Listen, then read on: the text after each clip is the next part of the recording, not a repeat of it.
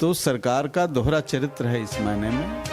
ये लगभग 14,000 करोड़ का क्लैंडस्टाइन एक व्यापार चल रहा है। तो ये एक तरह से समाज को बेवकूफ़ बना करके नकली गांधी बनने का जो प्रयास है। अपराध में कोई कमी नहीं आई है।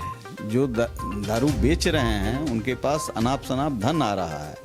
ये जो 50 लोग मारे गए हैं, ये तो सरकार का असली चेहरा दिखलाता है कि कितनी निकम्मी और भ्रष्ट सरकार है। अब इतने लोग मारे गए, इस पर तो सरकार पर 302 का मुकदमा चलना चाहिए। 50 लोगों को मरने का, और ये पहली घटना नहीं है। नमस्कार, आप देख रहे हैं आदर्श समाचार और मैं हूं निखिल।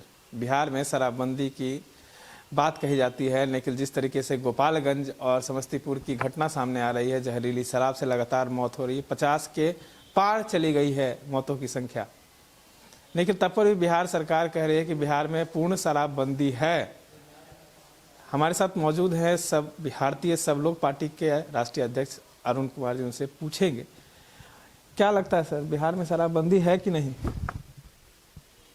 देखिए, शराबबंदी अपने आप में मजाक है, क्योंकि ये सरकार जो है ये अपने प्रशस्ति के लिए, नीतीश कुमार अपने व्यक्तिगत प्रशस्ति के लिए एक नकली तरीके से शराबबंदी को लागू किया है।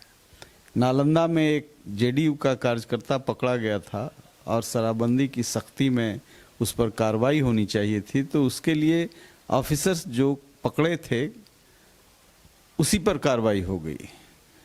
तो सरकार का दोहरा चरित्र है इस मायने में।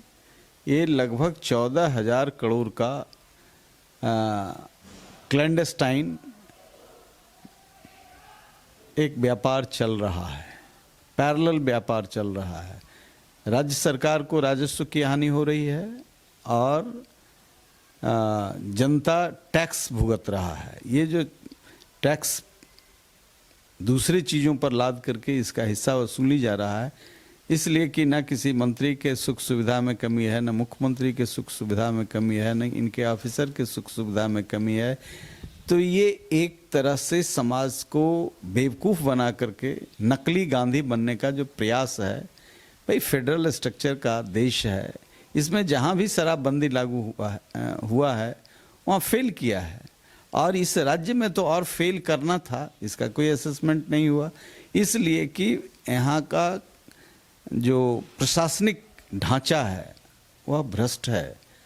यदि मुख्यमंत्री कार्यालय में भ्रष्टाचार है, उसके इर्द गिर्द रहने वाले भ्रष्टाचारी हैं, तो निश्चित तौर से ऐसे कानून, सख्त कानून लागू नहीं हो सकते हैं। और ये तो मोटिवेशनल प्रोग्राम है, इसको तो शिक्षा का विकास होगा, व्यक्तिगत कारणों को समझेगा। इस तरीके के बहुत सारे नशीले पदार्थ हैं जो आप बैन नहीं किए हैं, तो इसके बदले वो खाएंगे, नशा का प्रयोग करेंगे, कई तरह के घातक नशा का प्रयोग करेंगे, तो उससे अच्छा है कि शराब पिएं। इसलिए ये जो नाटक है ये कंप्लीट राजस्व को हानि भी पहुंचाने का है, और इससे अपने लोगों को, नीतीश सरकार अपने लोगों को यानी जेडीयू के लोगों को 10,000 से 12,000 करोड़ का लाभ पहुंचाते हैं। कहते हैं कि इससे अपराध कम हुआ है, महिलाओं में काफ़ी खुशी आई है। महिलाओं में खुशी आई है, ये बात ठीक है। कुछ लोग जो लॉ अवॉइडिंग है उन्होंने दारू पीना बंद कर दिया, लेकिन अपराध में कोई कमी नहीं आई है। जो दारू बेच रहे हैं उनके पास अनाप शनाप धन आ रहा है, और उस धन के कारण से कई तरह के और रोजगार चलाते हैं, जिसमें अपराधियों को हार्ड करते हैं। रोज हत्याएं हो रही है, बैंक डकैती हो रहा है, पैरेलल इकोनॉमी खड़ा हो गया है बालू और दारू का। इसलिए ये जो 50 लोग मारे गए हैं, ये तो सरकार का असली चेहरा दिखलाता है कि कितनी निकम्मी और भ्रष्ट सरकार है। अब इतने लोग मारे गए, इस पर तो सरकार पर 302 का मुकदमा चलना चाहिए। 50 लोगों को मरने का, और ये पहली घटना नहीं है, पहले भी आरा में हुआ है, जहानाबाद में हुआ है, गया में हुआ है, विभिन्न वर्षों में होता रहा है। इस बार समस्तीपुर में हुआ है, बेतिया में हुआ है, गोपालगंज में हुआ है, मुजफ्फरपुर में हुआ है। ये सारी घटनाएं होती रहती हैं। जहाँ भी थोड़ा सा वीक पॉइंट है वहाँ पर इस तरह का शराब बन रहा है और उसमें थोड़ी बड़ी शराब किसी दिन रुका नहीं है। तो लग रहा है कि जैसे आज शराबबंदी लागू हुआ है उस तरीके से पुलिस सक्रिय है, ढा रही है भट्टियों को। यानी कि आप 12 साल से लोगों को बेवकूफ़ बना रहे थे, 10 साल से लोगों को बेवकूफ़ बना रहे थे, भट्टी आज टूट रहा है। इतनी बड़ी संख्या में भट्टी क्यों बना, किसके संरक्षण में बना? तो निर्लज्ज सरकार है, इसलिए इन पर कोई असर नहीं होगा, या और क्या कानून बनाएंगे। भाजपा भी कहने लगी है कि इस पर समीक्षा बैठक किया जाए। भाजपा को अब नींद खुला है। भाजपा के सुशील मोदी तो सृजन घोटाले में साथ दिए हैं, हजारों करोड़ का लूट। तो जब लुटेरों की जमात बन जाएगी, और केपी रमैया है वो बलि का बकरा बन गए। भाई आप जब फाइल को 8 साल रोके रखे तो आप क्यों नहीं? इससे तो छोटा अपराध लालू यादव ने किया था जो जेल में हैं। ये लोग नीति उपदेशक बने हुए, शराबबंदी कराएंगे, कपार कराएंगे। भ्रष्टाचारियों की जमात। इनके राज्य में तो सबसे शर्मनाक घटना भागलपुर की घटना हो गई सृजन घोटाले का, उससे भी शर्मनाक घटना मुजफ्फरपुर की हो गई बालिका गृह कांड का। और पूरे बिहार में ये इनके जो जिसके कस्टोडियन हैं गरीब परिवार के, यतीम परिवार के बच्चियों का। इसलिए सरकार है, इस सरकार में नैतिक बल रहता तो तुरंत इस्तीफा करता। और भाजपा के लोगों को अब नींद खुला है इस भ्रष्टाचारी सरकार को समर्थन देते देते। 16 तारीख को समीक्षा बैठक करेंगे नीतीश कुमार। समीक्षा बैठक तो करते रहेंगे, लोग मरते रहेंगे और गलत तरीके से इनके लोग पैसा कमाते रहेंगे शराबबंदी के आड़ में।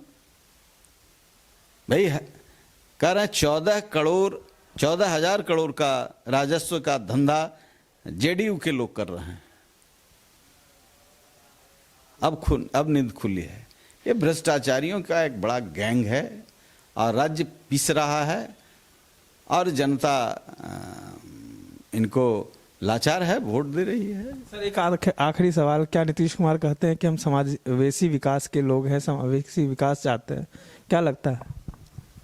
समावेशी विकास तो हुआ है, इसीलिए अंतिम स्थान पर नीति आयोग ने इनको रिपोर्ट दिया है। और ये नीति आयोग ने अकेले नहीं बनाया है, इसमें यूएनओ के टीम रहती है। उस समीक्षा में समावेशी विकास तो हुआ है। नीति आयोग की रिपोर्ट को भी उन्होंने लोग गलत बताया। तो नीति आयोग का रिपोर्ट गलत बनाया तो इसका मतलब कि ये भी गलत हैं, ये संपूर्ण रूप से गलत हैं। इनका एक भी बयान सही नहीं होता है, क्योंकि नीति आयोग के ये हिस्सा हैं, ये नीति आयोग के हिस्सा हैं। कोई अपोजिशन की सरकार तो है नहीं, नीति आयोग तो सत्ता पक्ष का है, एनडीए का है। तो नीति आयोग तो निष्पक्ष ऑर्गेनाइजेशन माना जाता है और उसमें वर्ल्ड जो यूनाइटेड नेशंस ऑर्गेनाइजेशन है उसकी टीम होती है। तो उस मानक पर ये अंतिम स्थान पर हैं। मेघालय और मणिपुर के बराबर भी नहीं है और 115 मानकों पर ये फिसड्डी हैं, 1-2 मानक पर नहीं है। वह थेथरोलॉजी का तो वो कहते हैं, थेथरोलॉजी लोग कहते हैं, और वो थेथरोलॉजी करते हैं तो इसका कोई जवाब नहीं है। महापंडित ज्ञानी, और तो कोई इकोनॉमिक्स पढ़ा नहीं है, सारा इकोनॉमिक्स तो वही पढ़ा है। तो भाई थोड़ा सा भी लोक लज्जा हो तब ना कि हम क्या बोल रहे हैं उसका क्या। भाई स्वीकार करना चाहिए कि हमारे पास आज ऑक्सीजन सिलेंडर लगाने की होड़ लग रही है, बांटने की होड़ होती है। लगता है कि जैसे ये 18वीं 16वीं सदी का प्रदेश है।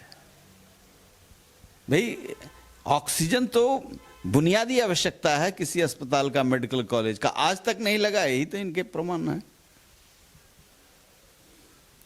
इंडस्ट्रियल ऑक्सीजन सप्लाई करा करके कोरोना के काल में कितने लोगों को सुला दिया, नींद में सो गए, अंतिम नींद में।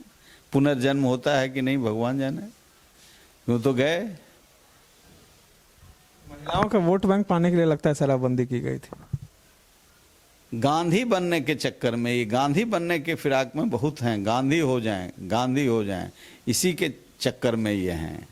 इसलिए कि गांधी मैदान में गांधी जी की मूर्ति लगी हुई थी, गांधी जिंदा होते तो इनसे विवाद करते, स्वर्ग से वो विवाद करेंगे। गांधी का मूल सिद्धांत था मितव्ययिता।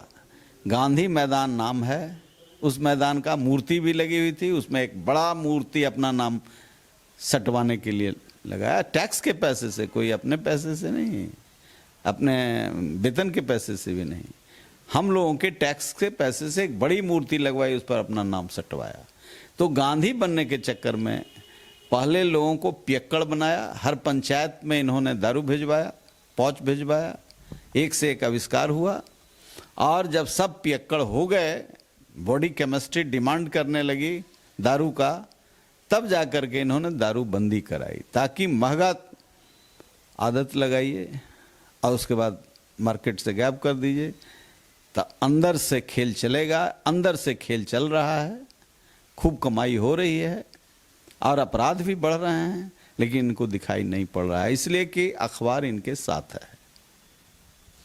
ये थे हमारे साथ सब लोग पार्टी के राष्ट्रीय अध्यक्ष अरुण कुमार जी, जिन्होंने किस तरीके से सरकार की जो शराबबंदी है उसको बताया है और कहा है कि सरकार शराबबंदी के आड़ में अपराध को बढ़ावा दे रही है। इसी तरह तमाम खबरों के लिए बने रहें आदर्श समाचार के साथ। नमस्कार।